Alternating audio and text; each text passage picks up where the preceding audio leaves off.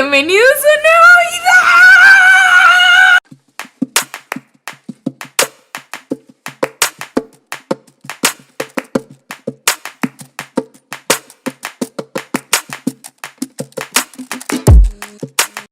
Bueno, hoy sí me ven con mucho atuendo, pero es que está haciendo demasiado frío y yo soy muy friolenta. Pero ok, bueno, concentrados. Bueno, les voy a hablar sobre unos tipsitos, más si eres nuevo en coger una máquina, sea plana industrial o sea familiar. Hay que tener en cuenta algo que a mí ya se me había escapado decirles. Bueno, lo primero es si tú vas a coser tu máquina, en cuántas puntadas. En general, muchas veces nosotros cogemos la máquina y empezamos a coser así como está configurada, pero no, nosotros debemos configurarla como deseamos, como tú deseas, cuántas puntadas lleve tu prenda. Por ejemplo, una de las cosas que tú puedes hacer para ver las puntadas por pulgada que necesitas que lleve tu prenda, puedes utilizar un calibrador. En el mercado se consigue muy fácil. Por ejemplo, el mío es este, por si no lo han visto. Entonces ahí ya te marca la pulgada y entonces tú ves cuántas puntadas por pulgadas. En general siempre se manejan como 10 puntadas por pulgada, o si no quieres manejar, digamos, las puntadas por pulgada, no importa, lo puedes hacer a las puntadas que tú desees, tu prenda, eso no importa. Bueno, otra cosa que también tenemos que tener en cuenta es la referencia, digamos, de la aguja. Muchas veces estamos como cosiendo y nos emocionamos mucho, pero si no sabemos nada de confección, como a mí me pasó en algún momento, pasa que se rompe la aguja y uno es... ¿cómo hago para comprar una aguja? Y llegas como que al lugar donde venden y dices, dame una aguja para una máquina familiar o una máquina industrial. La persona te va a decir como, bueno, ¿qué referencia es? Y tú te quedas como, ay, yo no sé. Entonces, tú debes saber qué referencia es tu máquina. Por ejemplo, mi máquina es industrial. Entonces, las máquinas industriales, digamos, las agujas son 16 por 231.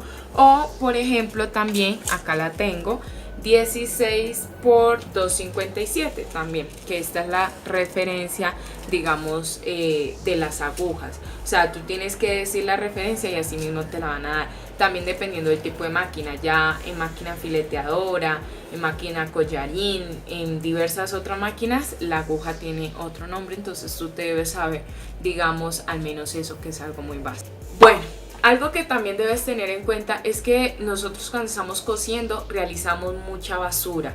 Entonces, digamos, cuando nos paramos de la máquina ya estamos como tan cansadas que ya no queremos hacer más nada y nos toca barrer.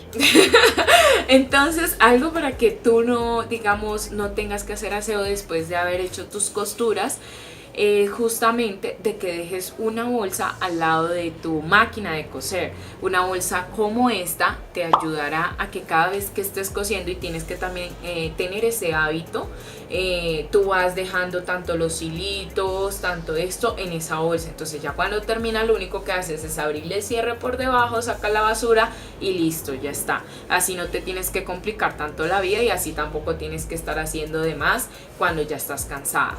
Bueno, algo que también muy común nos suele pasar es, digamos, cuando no tenemos muy bien las tensiones. Por ejemplo, a veces somos tan nuevas en este mundo de confección que no sabemos equilibrar muy bien una máquina. Entonces, cuando empezamos a coser, vemos que nuestra máquina empieza a salir, digamos, cosiendo un poco mal. Entonces empezamos como, ¡ay, miércoles se dañó la máquina! Pero no se dañó nada. Es solamente que tienes que ver las tensiones que tiene tu máquina y justamente equilibrarla para que ella misma pueda realizar las puntadas derechamente o como es.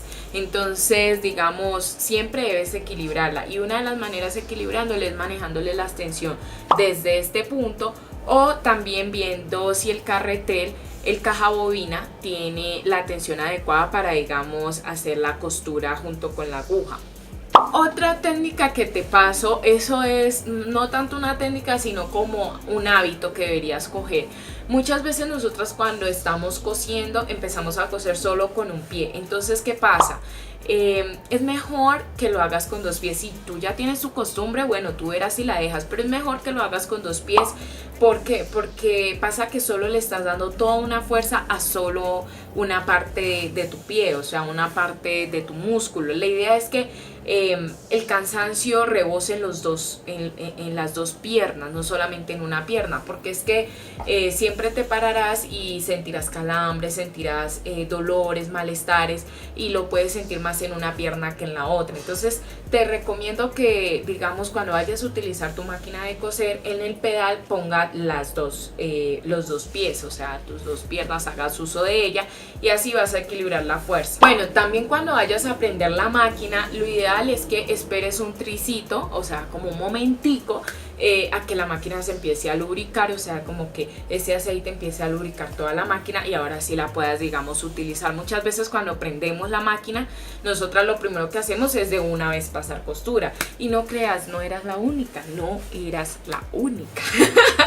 Pero te lo digo justamente para que no te pase. O sea, cada vez que prendas tu máquina, déjalo un poquito a que lubrique y justamente ahora sí empiezas a hacer todas tus costuras o todas tus prendas que vayas a realizar. Bueno, también digamos, cuánto espacio vas a dejar al coser. Por lo general siempre se deja como entre 1 centímetro de la aguja hacia afuera. Tú lo puedes justamente medir con tu calibrador o con otros implementos que también se pueden utilizar para hacer estas medidas, y eso es más, digamos, si la persona va a hacer tantos cierres, tantos ciertos lados, se dejan ciertos centímetros para tenerlos en cuenta, pero eso de los centímetros ya lo hablaré en otro video. Bueno, y algo muy digamos que sí te recomiendo mucho es que si no sabes las partes de tu máquina, apréndetelas.